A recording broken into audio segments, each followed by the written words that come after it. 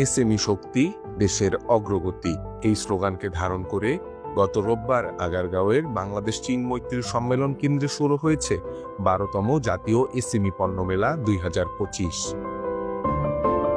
মেলায় 350-র বেশি স্টল বসেছে, যার 60%ই নারী উদ্যোক্তাদের।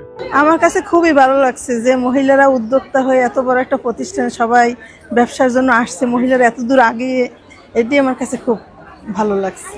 মেলাতে তো একটা চমৎকার একটা আবহ, সব দেশীয় জিনিস, সব আমাদের দেশের নিজেদের মানুষদের তৈরি করা জিনিসপত্র, ব্যাপারটা খুব ইমপ্রেসিভ।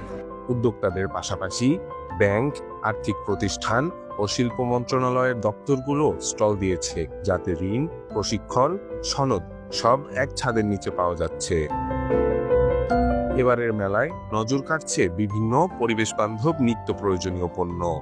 মূলত আমরা যে প্লাস্টিকের পণ্যের বিকল্প হিসেবে এগুলো সবাইকে পরিচিত করাচ্ছি, নতুন কিছু সম্পর্কে জানতে পারছে, পরিচিত হতে পারছে এবং বেশ আগ্রহ দেখাচ্ছে। এছাড়াও পাটজাত, চামড়াজাত ও কারুপণ্য, বিভিন্ন ধরনের জুয়েলারি, প্রসাধনী ও খাদ্যপণ্যের স্টলেও উল্লেখযোগ্য পরিমাণে ভিড় দেখা যায়।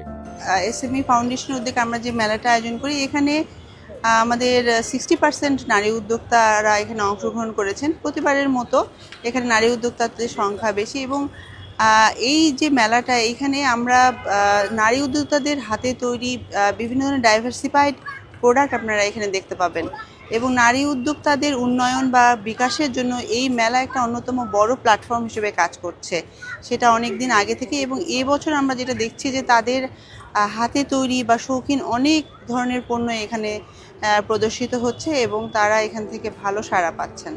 8 দিন ব্যাপী এই মেলা চলবে আগামী 14 ডিসেম্বর পর্যন্ত।